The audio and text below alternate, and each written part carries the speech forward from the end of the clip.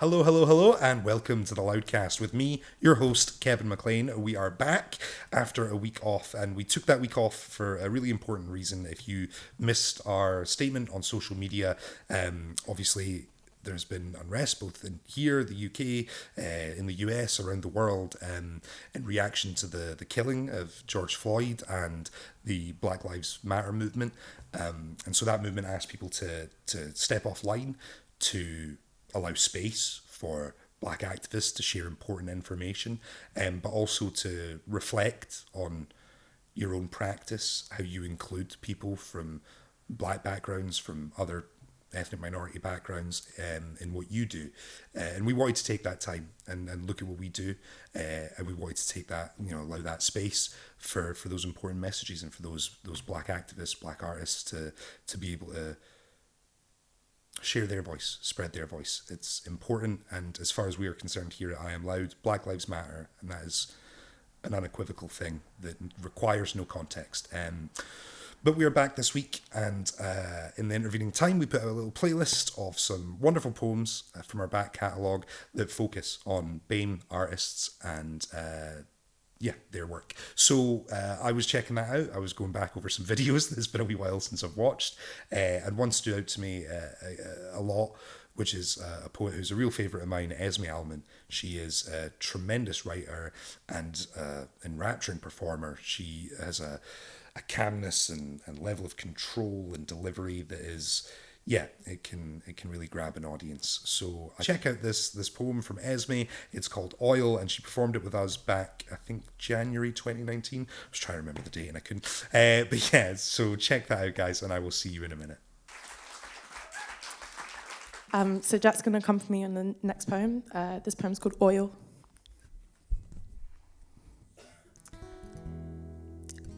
I run my fingers over my skin. Forearm, elbow, shoulder. It is smooth as if I bathed in oil, as if I wandered through an olive garden, the sun beating on my back, burning my legs and forcing me into hiding. I take shield under tea tree. The two of us whisked away using lavender, sleep cut short by the moan of morning. The smell of coconut oil overpowering the air. Lounging in my nose, it kicks off its shoes and marvels at the space it decides to stay days, months. It makes itself at home all over again each time I bury my face in your hair. Most times my affections went unnoticed, your infatuation temporary with sleep. Only satin pillowcases and tangled bed sheets bared witness to my lips lightly positioned on your forehead and then neck, all in the stillness of a rush hour eve. Satin was like oil. I remember it sliding across my just soaked limbs, almond, Moroccan, settling in on my skin. Satin, drawing circles under my feet, the same satin that cradled two lulling heads right back into a peaceful sleep. Thank you. That was Esme Alman with Oil, a truly spellbinding performance. I love that video. I hope you guys enjoyed it. We will keep on rolling, though, as we head into another video that I hope sums up the kind of vibe and themes of the last few weeks. It's been, intense and shitty. So here are your headlines tonight from Callum O'Dwyer. Here with your headlines tonight, Hugh Groverman. Good evening. Tonight's top story. Everything is going to shit. And don't we just know it? When I open my mouth, the things that fall out simply fill me with despair. Gone another democratic norm. Fig leaf, threadbare, authoritarians by the back door, new scandal, another fucking tweet. Fresh war. It's a bit much. To be honest, steady stream of bad news turned to torrent, so hold on to each other. Strong.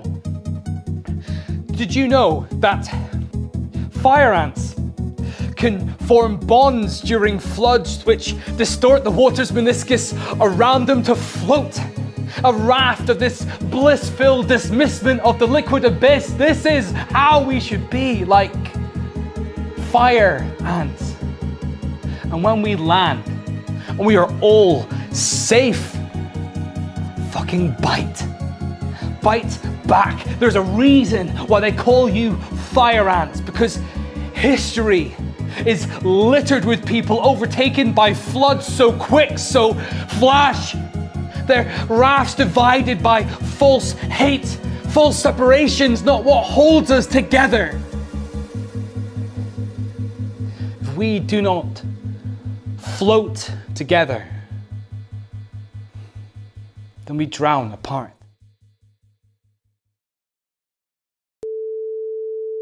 And that was Callum O'Dwyer with your headlines tonight. That was a video from one of our fringe shows. We spoke about it the other week on the podcast with Perry, actually, where we were talking about our hellish 16-hour shoot day that Callum was unfortunate enough to be a part of. But a tremendous performance and a tremendous poem that does kind of sum things up currently a little bit, yeah. So we're going to keep on rolling, guys. Before we bring in our guest for this week, the amazing Repeat Beat Poet, we are going to have one more video, and that is from Jade Mitchell, a poem called Balkan Baroque, and it is our weekly video this week that we threw up on the YouTube channel on Thursday, so please do check that out, and then stick about for a bit of chat with Repeat Beat Poet, all about that poem, all about his stuff. It's going to be good. Stick around. This is Balkan Baroque. An island shrouded in death's delicate hand. She picks up the first bone, dives the brush into water, and begins her work. Don't we all wish we could eradicate the dirt that history leaves behind? The shame that erodes, seeps into our skin, leaves us wide-eyed and bleary until the dawn breaks the sky upon our bodies. She puts down the bone, picks up another. Her voice hollows with symphonies from childhood. At night, my fingers are stained with the blood my parents' hands collected. She puts down the bone, picks up another. At night, my dreams hold their bodies in a funeral pyre. She puts down the bone, picks up another. The smoke stains my windows, blacks out every wall, leaves me coated in its thick darkness. She puts down the bone, picks up another. There will always be more blood to clean from this earth. Thank you very much. Have a wonderful night. That was Jade Mitchell with Balkan Baroque. An absolutely tremendous piece. It was a really powerful performance by Jade. Stellar work, and it's a very interesting piece. I'm going to talk a little bit more. It's based off an interesting piece, by Marina Abramovic. I'm going to talk a little bit about that and the poem and a whole bunch of other stuff with my guest on the Loudcast today. I'm so happy to have him. He has been a long-time pal, not only myself, but everyone here at I Am Loud. He is one of the hosts of Boomerang, Penting. He is the host of Lunar Poetry podcast. He is a multi-talented writer and rapper, all these incredible things. He makes me kind of angry. Please welcome at the Loudcast, the Repeat Beat Poet. Give it up. How's it going, PJ? Nice to see you. Oh, it's good to be on the podcast. I'm so happy to be here. I'm a mad supporter of the Loudcast and everything you guys are doing. So yeah, I'm happy to be here, and it's good to be talking to a friend, you know? Very nice, man. It's nice to, virtually hang out with you. Of course, the people should know that me and PJ have hung out a little bit, and I take every opportunity I can, PJ, to crowbar some wrestling into this show, because we have a bit of a poetry AEW Discord, so that's been my communication with PJ in lockdown. How have you been doing outside of wrestling Discord? Day by day, I've just had to take things day by day. Some days are good, some days are bad, but as long as I can kind of keep tabs on a couple of things I've achieved every day, I still feel like I'm, being myself. I feel quite disassociated a lot of the time, and so that's like a main issue for me, just keeping within my own head and keeping comfortable. So I've been okay, but the first 2 months of lockdown were very tough. I was living on my own at the time. I've recently moved house, and so Oh, really? You were like totally like self quarantined, isolated by yourself. yeah, I was. Dude, And so, that's rough. You go a bit stir crazy. Human beings are meant to be social, and I just wasn't getting any of that. But now I'm living with a poet housemate. I'm living with Jarmir Early, the incredible Jarmir Early. Big fans of Jamir. Yeah, yeah. You know Mark Galley, who's part of Loud Poets. Yeah. He still has a poster of Ja up on his wall from that Fringe. Remember the beautiful poster of Ja where he's like sitting cross-legged and it's black and white. Have you seen that poster from Fringe? Mark has that up on his wall. He's a total stalker of Ja. It's weird. Hey, supporters, stalkers. It's a very fine line, but we appreciate everybody supporting. So when did you move in with him? How's he doing? Literally last week, I hit up Gumtree and went around picking up furniture for a few hours, all from a socially distanced way as I could, and then just been setting up my room. I got my records here, I got my record player just behind there as well. Screen. I mean, you're not a real poet unless you have a record player or a typewriter, right? You have to have one of those things to be a proper poet. It's true. It's absolutely factual. It's actually a code they make you sign. Yeah. We all take a sacred oath. But no, dude, it is excellent to have you here. And I wanted to bring something up, actually. I was just pulling on my phone here, because I alluded to it there in the intro for you, that you're a pretty talented dude. What age are you, PJ? I'm 25 currently, and I'm looking at that. 25. I'm looking at that 25 age bracket, being like, oh no, all of the 25 funding is gonna go. But yeah, I'm 25 years old. Oh, dude, that pains me, because I have had a look on your bio, and if you have not went on to the Repeat Beat Poets poetry page on Facebook, I absolutely advise you to. I'll pop a link down below, but you should go and check it out just for your bio, dude. That's crazy. Like, I'm going to read a little bit. PJ is the Repeat Beat Poet, a London-based broadcaster, journalist and MC who fuses traditional poetics and hip-hop culture to capture and extend moments of time, thought and feeling. But it's got here, like, you've gigged Royal Albert Hall, Battersea Arts Centre, Edinburgh Fringe, all the stuff you're hosting. Like, that's crazy. You have been busy with your 25 years. Very much so. It's I have my parents to thank for that. Like, the whole idea of, the immigrant work ethic, and you have to work twice as hard to even be accepted. Like, I just viewed that level of hard work as appropriate and normal, which obviously has its pros and cons, but it does mean that just I've put out all this work, and I've been very, very thankful to have all this work and to have it be received well.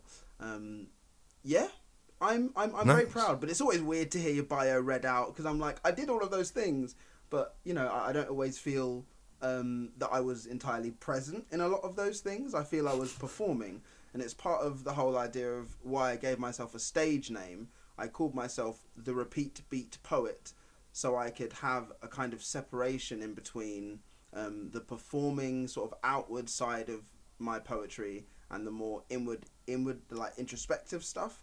And so the past 4 years have been a mission to try and fuse those two things again, a mission to kind of bring them back together.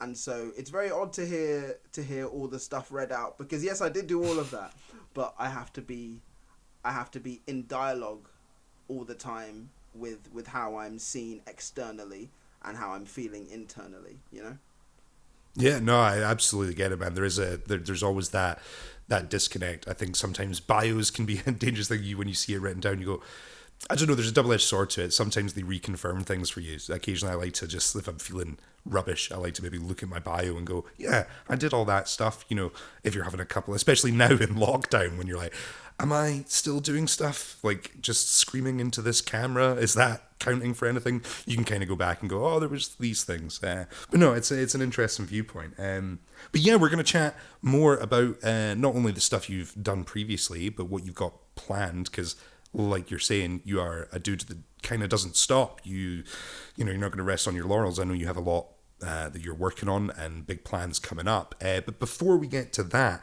I did want to talk a little bit about the poem that we just saw, which was from Jade Mitchell, the Balkan Baroque piece. And I just kind of wanted to give a little bit of context to frame it. So the poem that Jade reads is based off a sort of live performance piece by an artist named Marina Abramovic. She performed it in 1997, and she was born in Serbia, in the former Yugoslavia, and it was kind of a response to the war in Bosnia, and it entailed her over several days washing or scrubbing, trying to scrub clean the bones of cow bones. But the quote that I kind of found that from the artist Marina, that went with it, was the whole idea that by washing bones and trying to scrub the blood, it's impossible. You can't wash the blood from your hands, as you can't wash the shame from the war. But also it was important to transcend it. That can be used, this image, for any war anywhere in the world. So to go from personal, there can be universal. And I think maybe there's some typos and stuff in there, but we get the point of that quote. I just thought it was a pretty powerful kind of statement, and the piece itself is a really powerful piece. And Jade's response to it was actually that one poem was part of a larger set that she performed that night, where I think it's based off a pamphlet that she's written that is entirely about Marina Abramovic and her work. But yeah, PJ, what did you think?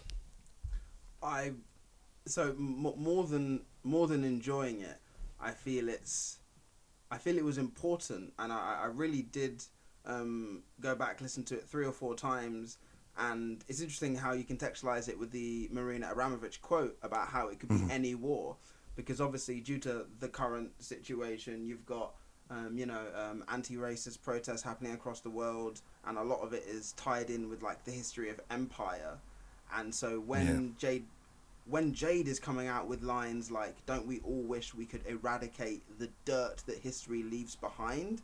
I'm like, that's such an interesting comment on post-colonialism and trying to deal with British imperial history and European imperial history, how it's affected the world. And so when I was reading the piece, I love that Jade combines this like kind of radical tenderness and softness, and how Jade reads, she reads really hard-hitting stuff in a way which is palatably delivered, and I just really like that kind of dynamic between the two. The content that she often tackles is for want of a better phrase, can be really hard to hear in lots of times, and it can be really challenging if you have the wherewithal to just sit with the ideas that she presents, but she presents them so gently and yet powerfully, and so such strong images, really relevant. I think that the term you use, radical tenderness, is a kind of beautiful way to sum up a lot of Jade's work like that. That she often gets described as the wholesome poet, right? Which is, but you make a totally valid point that a lot of that is in how she delivers it, right? That she has this sort of gentle lilt to her voice. It is it can be quite disarming and soft and calming, but actually a lot of what Jade writes about and talks about, like you said, can be uncomfortable, hard to hear stuff, but necessary, right? I mean, it's definitely challenging, but it's a wonderful testament to how consistent Jade's writing and performing is. Like, it always sounds like her. And I know obviously she went to uni in, I think, Strathclyde, and she was involved in the Poetry Society there, and she just has a real strength of voice across writing and performing that I madly respect, because she is the same on paper, on recording, as she is in person, and as a person. Yeah. And that's a great alignment. I respect that. She's a huge advocate, like you said, for kind of the like inclusivity in poetry, like encouraging people to write and to explore like their voice in writing. And I know she's like part of that sort of Glasgow scene, and it could be tempting. You know, there's a lot of people that lean into the very heavy performative style in the Glasgow scene that she is, you know, regularly exposed to, but she manages to kind of maintain her voice and her stylistic approach, which is really cool. And like, yeah, I'm a big fan of Jade, both as a poet and a person. But like, what do you think? Because I think it's interesting as well, the whole piece that she did, the whole set being about a specific artist, and that kind of, I don't know, I often see poetry used as a tool to talk about art more than other art forms are. If you know what I mean, like we do a lot of poems that are responses to other, not only other poets, but other artists in general, like this piece. Is that something you find? Have you written in that way? Yeah, I think it's something about the ekphrastic like nature of poetry, or poetry that lends itself to a kind of ekphrastic way of like, you know, of production, is that you can use poetry to kind of respond to an art movement or a moment or a social reality. I just think there's a proximity of poetry to like truth and clarity, which is far tighter like than some other art forms. For instance, like, you know, maybe sculpture or visual art, where it's a bit more the interpretation of it is more balanced between, like, you know, the producer of the art and the consumer of the art. Whereas with poetry, and especially poetry that is meant to be responding to a song, you know, a piece of art, a poem, something like that, I think it just lends itself to a kind of immediate truth. And I really like that about poetry. I think you can cut away lots of extraneous stuff and get to the truth of the thing you're responding to. It might not necessarily be like accurate in terms of other criteria, but it will connect to like a truth that was experienced when you experienced the art, and you can try and replicate that in the poem that is responding to it. And there's a lot of poets that do that, you know. There's a lot of poets that use writing in response to something as a reason to write. So like Morgan Parker writes in response to Beyonce. I've got a visual aid here, this book, which is Go Ahead in the Rain by Hanif Walis Abdu Rakib, and he writes in response to A Tribe Called Quest, and he does it like letters. He writes a letter to Q-Tip and a letter to Fife and a letter to Jerobi, but it's also social commentary, it's also memoir, and it's also poetry. Yeah, That sounds like a good read. definitely a good read. One for the hip hop and poetry heads. Definitely Go Ahead in the Rain. Yeah. It's funny because it's you say there, you know, quite a lot like that sort of truth, you know what I mean, that you find in poetry more so than maybe other art forms that, you know, relies heavily on it. It's kind of been a running conversation through these Loudcasts, and I blame Katie Ailes because her PhD has seeped out and broken my brain, and now all I can think about is authenticity and truth. Where do you stand on that? Are you someone that kind of writes exclusively from a kind of truthful expression kind of way, or are you someone who will play around with character pieces or more abstract stuff? I think as long as it's so, in general, for me, I write quite directly. I don't tend to write character pieces so much. I don't tend to write kind of more fantastical things. A lot of my work is written in quite like a socially realist way. I'm kind of retelling events that have happened, and I'm emphasizing those as opposed to creating scenarios that maybe aren't, you know, like haven't actually happened, unquote, but then finding a truth within that. I find it like similarly to you, the way that Katie's work across that PhD has made me think about authenticity differently. About 2-3 years ago, I started to look at my writing, and because I was writing in my head under the moniker of the repeat beat poet, I was really limiting myself into writing in like, you know, like writing in a consistent rhyme pattern. I was writing a specific style that was good for, you know, like performing, and I was focusing on that. But then I moved to thinking, what is authentic for me to say? What is my truth? And my truth was more than the freestyle bars I was spitting as, quote, the repeat beat poet, unquote. I had lots of poems that were more introspective, quieter, but no less impactful. They were just impactful in a different way. They were impactful closer to a way that Jade Mitchell performs, or somebody who performs, maybe somebody like Rachel Long, who performs their work really, for want of a better phrase, I want to say with a quiet intensity. And I'd always been jealous of that. I always felt that I had to like shout and scream and spit really fast and but I was able to stop, investigate some truth coming from myself and challenge myself. I was able to use poetry as a way to like actually challenge what I thought and then put that on the page and then read that out. I'm not sure if I've entirely answered the question, but like no, I think that's relationship it's a with fascinating way to look at it, because I think the general view would be that you would see people write from a place of like catharsis and truthful expression, and then you would see them slowly drift to more, metaphorical or like created narrative. You know what I mean? Like that's been my experience of most people, right? They then get experimental as they develop, whereas you're saying that you've actually found, I guess, the sort of opposite transition. But like I think that's brilliant, because I think the key is a lot of people, and I see the temptation why you would want to, is a lot of people get a poem that's very successful, or a sort of a voice or sound that's very successful, and then they do that, and that's what they do, and that's the stuff they write.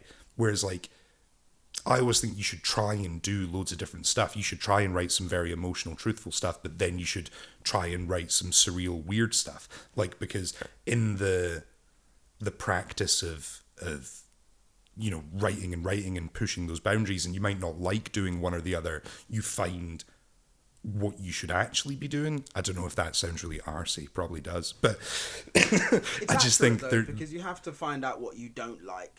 You have to find out the things that don't chime with you, and if you don't try, if you don't listen to things outside of your comfort zone, you never develop like that.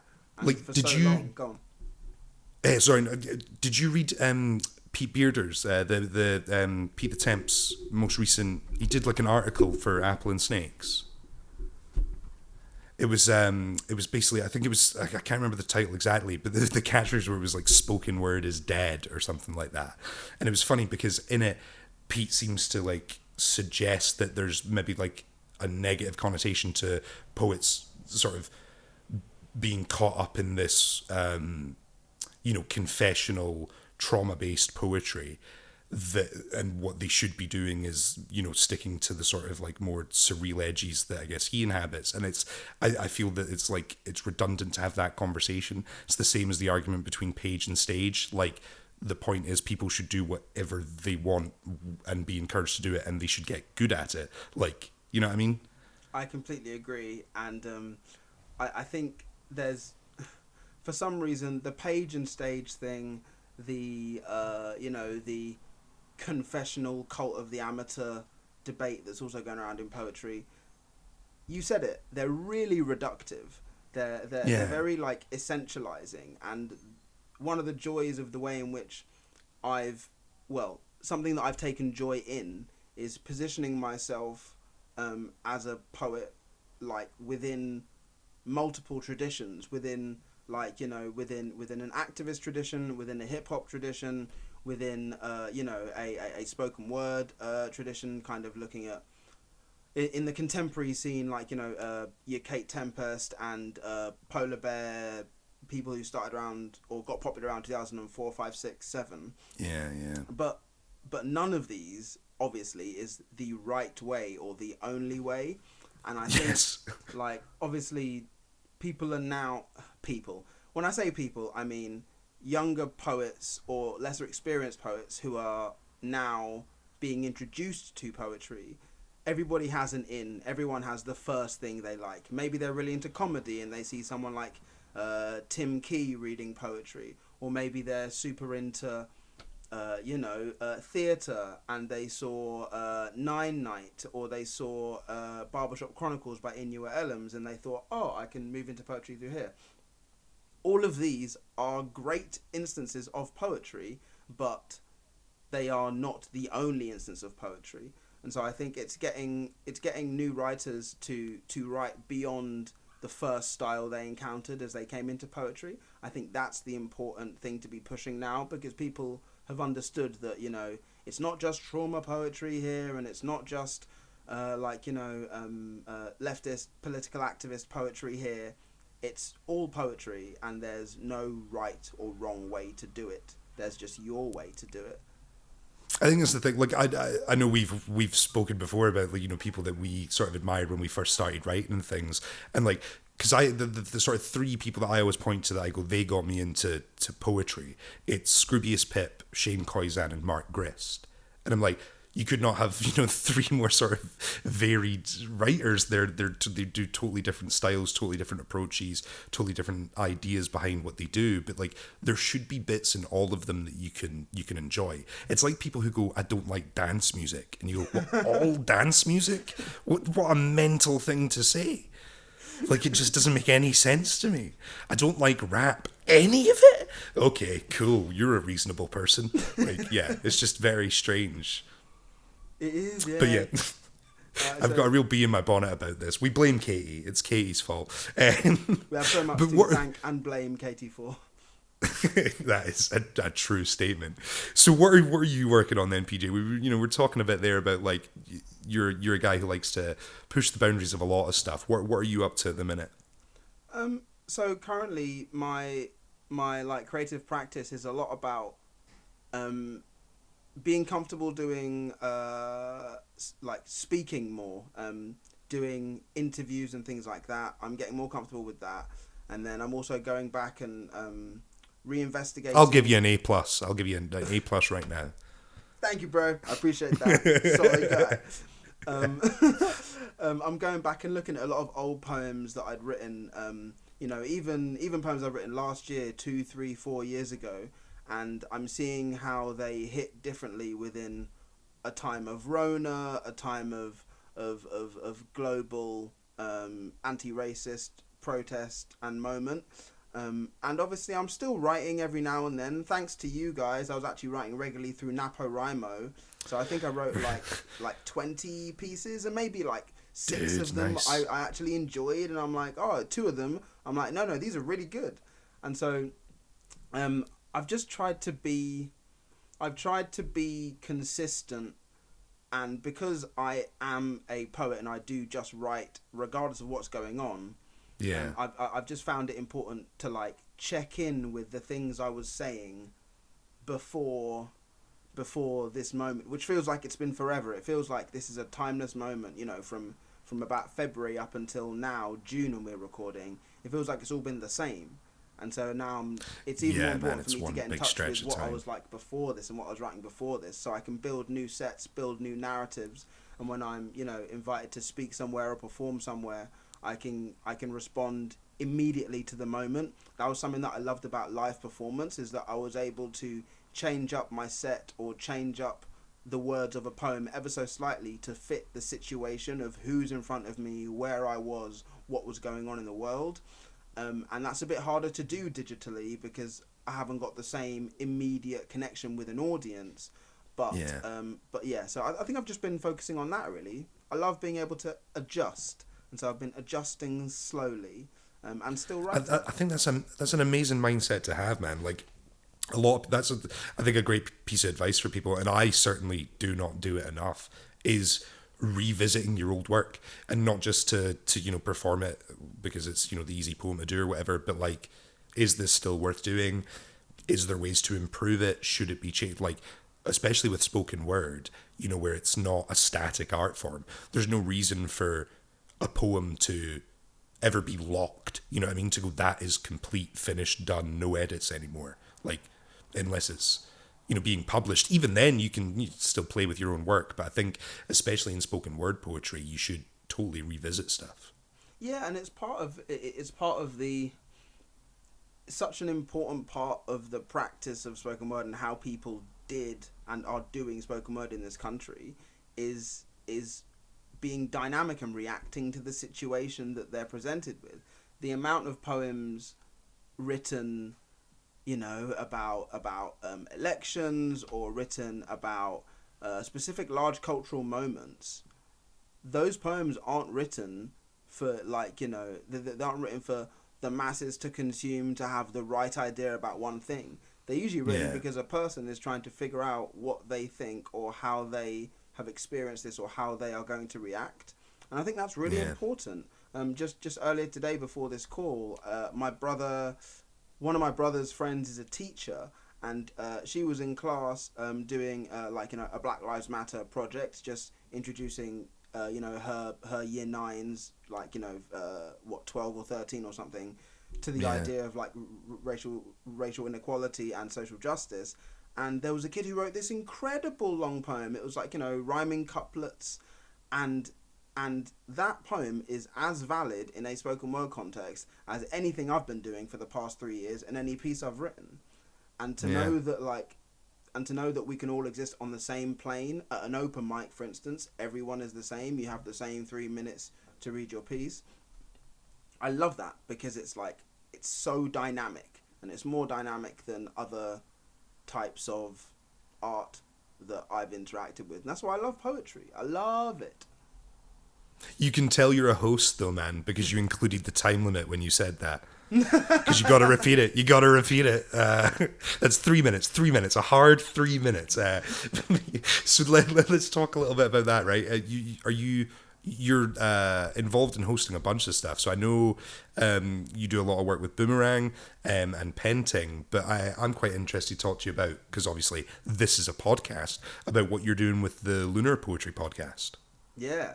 So the great thing about the Lunar Poetry Pod is that it started up about 6 years ago, and I was listening to it directly from then. It started because David Turner, who was he's the outgoing host, he was writing reviews of live poetry events, but and then publishing them in the Lunar Poetry magazine, but it wasn't like it was a bit uncomfortable for him to be reviewing these events, because you have to be able to, like, criticize the work.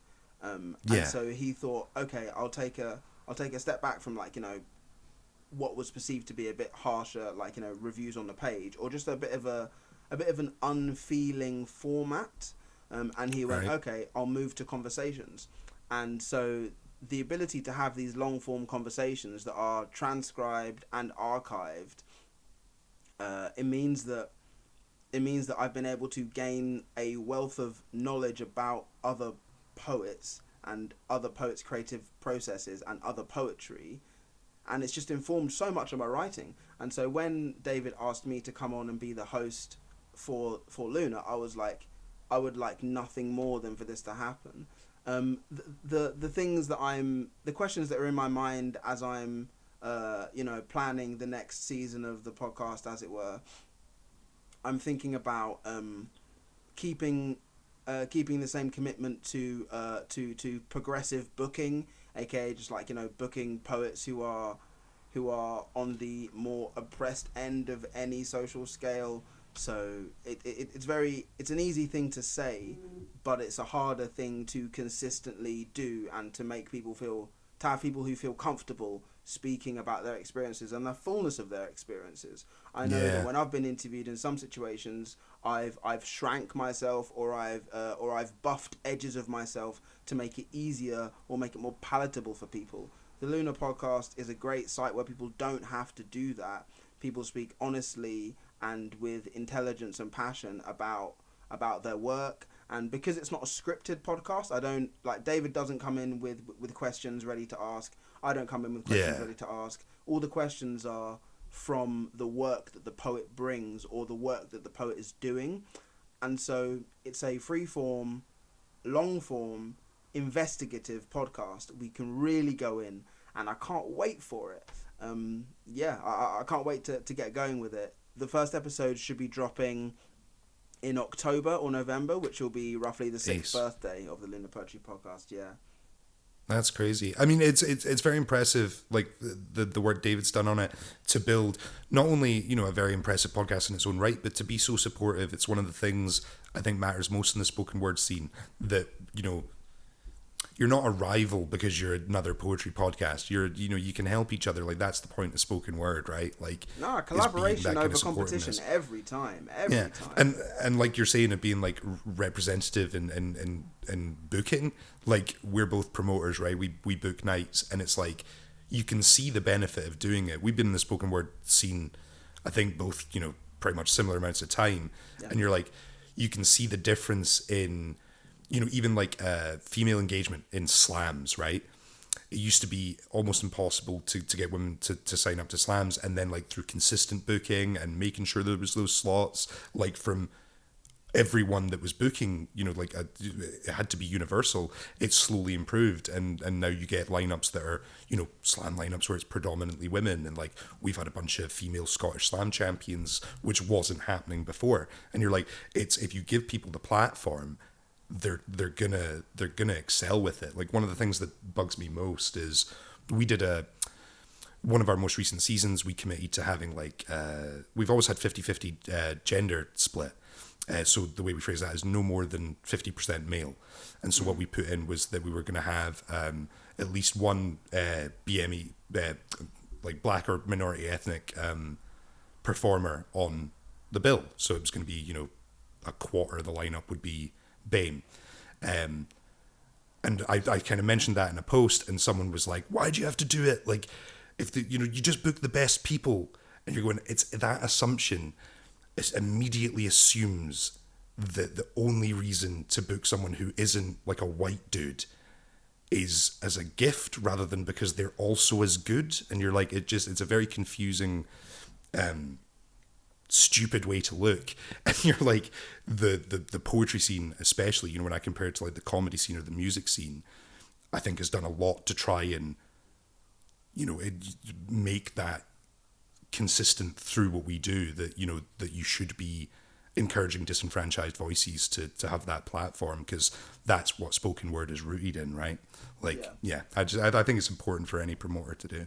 I mean, so with I spoke a bit about the Luna podcast, but with Penting and with a lot of my work as a host and producer of Penting poetry, is that we made it very clear immediately that we were a group of poets of colour. We were black. Like, we were a group of black poets booking black artists and showing the best poetry from people who happened to be black that were around us. And we, for the first 5 events, we only booked black queer women or black queer non-male defining people. And we didn't make a song or dance about it. We didn't. Yeah. It wasn't a diversity hire. Like, it wasn't a tokenistic act. It was a choice to say, these poets are all sick. This is who we're investing in. This is who we're going to put in front of our audiences, so that not only do our audiences have a better understanding of what we value as a community, as a night, we're also going to actively bring in marginalized voices who, under a system which is called a meritocracy but clearly isn't, we're going to bring those people in and properly give them their flowers and give them their coin. Like, yeah. And it shouldn't be the only reason why it's seen as controversial is because the normality of oppression and the hierarchy of privilege is so baked in. And so even to name the issue is an issue, and then to fight the issue you get pushback. But like, it's the right thing to do, and so we do it anyway, and then we deal with the backlash as and when, and sadly, as it does happen. Like, the joy about Penting is that we built up a community around showcasing the best in black, predominantly black, but like, we've had a lot of, like, we've had non-white people, we've had Southern and East Asian people perform, but at our core, we're for and by black people. But everybody can be involved, because similarly to anti-racist work, it needs everybody and it benefits everybody. Black people have been saying it for ages. Like, I mean, it's just I don't get how it doesn't make sense. Like from a promoter standpoint, right? When I'm putting on a lineup for Loud Poets, I've got 4 slots, so I want those 4 slots to be as different as possible in loads of ways. I want someone who's funny. I want someone who's sad. I want someone who's, you know what I mean? Like, but then you also want someone who's, you know, older or younger or, you know, female or male, because you want different perspective. Like it enriches your night. They'll bring a different style and a different, you know, different themes and ideas, and like that's why would you want to watch the same thing and same people over and over and over again forever? Like, it just doesn't make sense. Because the same thing, I don't know about you personally, but for me, the type of poetry that got me hooked was the poetry that I could see myself in. And weirdly enough, like, you know, nobody sees themselves as a monolith. I am just this one thing, you know? Yeah. Like, and so you want to give people as much choice as possible to get into something. Some people might like, you know, the more rap style of poetry. Some people like Andrew Blair, like this complete surreal stuff. I know that I love that. Like him and Ross McCleary and a lot of those more like Madmen, insane. Yeah, exactly. Surrealist stuff. That's great as well. But then, you know, similar to where like Saul Williams, and he can perform in that way that's like so charged and like very cerebral. If you haven't got easily one of the most impressive live performances I've ever seen was Saul Williams. Wow, what a dude. Exactly, you know, and so it's like, just saying, as a promoter and as a booker, if the power that you have with your audience is not one that you are prepared to leverage in the benefit of oppressed people, then what are you doing with that power? You know, you're using it irresponsibly. And it's a conversation that myself and Amari, Sky God, the other half of Penting, we have this conversation a lot. Where do we get our power from? Whose interests are we using it for? And how best can we keep our power like returning to the people?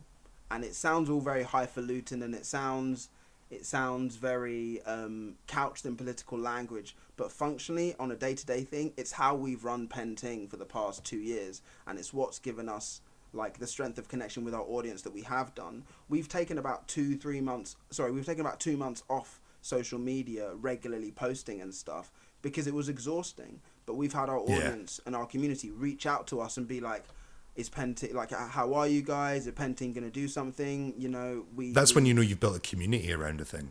Yeah, exactly. And so we're really proud of that connection. And we're always been for black and queer and oppressed peoples. It shouldn't be a question. Shouldn't be a debate. Should be normal. Yeah, that should be the standard. It's like that should be the default position for every night. Everyone promoting or you know, like you said, who has a platform, who they can, you know, put people on it. You have a responsibility to consider who you're putting on it. Like, yeah, absolutely agree, PJ, 100%. This has been awesome, and I think we're gonna stick for a bit more and have a chat on the Loudcast Extra and stuff, because I could pick your brain forever. But before we kind of round up, I was gonna see if you would be kind enough to share a poem with us before we head off. Are you up for that? Indeed, I am.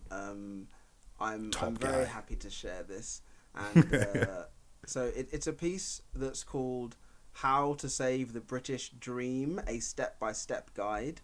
And as a person of a heritage which is, you know, within the realms of whatever modern Britishness is, but also drawn together by a solid anti-English sentiment, which I think is one of the most defining things about modern British like identity. Nobody likes the English. Like, not even the English like the English currently. There's a lot of work to be done here, right? And obviously, couched within that is the idea of whiteness and the myth of whiteness that hasn't really been investigated truly. And so this piece kind of deals with that. I wanted to read it as well because I was kind of inspired by what Andrew Blair was doing in his surrealist stuff. So this is the poem, How to Save the British Dream, a Step-by-Step Guide. First, remove all chocolate, leaving only a legally approved dream bar. Separate the blood and sweat of children from the wealth generated by those satanic mills. Look past industrialized people trafficking while cheering for the commonwealth. Fumigate the haunted Houses of Parliament and the dusty halls of Westminster. Flush out muddy complexity like dirt in the workings of your white goods. Brush away inconvenient brownness staining sea to blood-soaked sea. Sanitize histories with doctored textbooks and stolen traditions. Painstakingly apply PVA glue to cracks in the floor while tectonic plates shift. Bury the black spots under thick coats of white powder and white noise. Exfoliate in a panicked frenzy. Cauterize festering wounds. Wipe clean the white conscience. Never look back, never look in. Let a white Jesus forgive you all your sins. And please God, save the British dream. Wow, man. What a piece. That's powerful stuff, PJ. Thank you. I wrote that, over a couple of years ago. Yeah, I was just going to ask. and sadly it gets increasingly relevant with each passing month, you know. Those things are sad when that's the case. It always reminds me of like when I first discovered sort of Bill Hicks, and he was telling jokes about George Bush invading Iraq, and it took me a minute to realize he meant, you know, the first one, and you're like, oh god. Yeah, George H.W. yeah, how time repeats. Yeah, dude, that was very impressive stuff. You are an inspiration. I always say it like we have this argument back and forth. I'll always point to you and be like hardest man in the spoken words, hardest working man in the spoken word scene easily. But we're gonna stick about, have a little chat on the Loudcast. PJ, where can people find your stuff? Where can they follow you? So the easiest place to get in contact with me is through Instagram. I'm across all the social media at Repeat Beat Poet. But if you go to my Instagram, the link in the bio, a link tree, just goes to linktree.com/repeatbeatpoet, and that's where I have everything listed. So I have my stuff with Penting, my live hip hop night and jam, Imaginary Millions. I have Boomerang links up there. I have the link to my radio show, which is a 2-hour hip hop and poetry show called the Repeat Beat Broadcast, and crucially, my donations page is also linked there. If you'd like to donate to me, just go to coffee.com/repeatbeatpoet, so ko-fi.com/repeatbeatpoet. Coffee, a strong Ghanaian name, despite it not being a Ghanaian company, but I'm going to claim it. So coffee.com/repeatbeatpoet. Excellent. I will obviously stick links down below for all of that stuff. Please do go and support the Repeat Beat Poet. Jesus. But for now, that is all from the Loudcast. Like I said, we will be over on the Loudcast Extra, having a bit more of a chat. Until then, we will see you next week, guys. Thank you very much. Say goodbye, PJ. Bye-bye, all you wonderful, wonderful Loud. Thank you so much for watching this video. If you enjoyed it, we'd appreciate it if you could hit the like button, if you could hit the subscribe button, and make sure to ring that bell icon so you don't miss any updates from us in the future. If you want to go that extra mile and support us a little further, we do have a Patreon channel with loads of exclusive goodies, and you can sign up for as little as $1 a month. We appreciate your help, guys, and hopefully we'll see you again soon.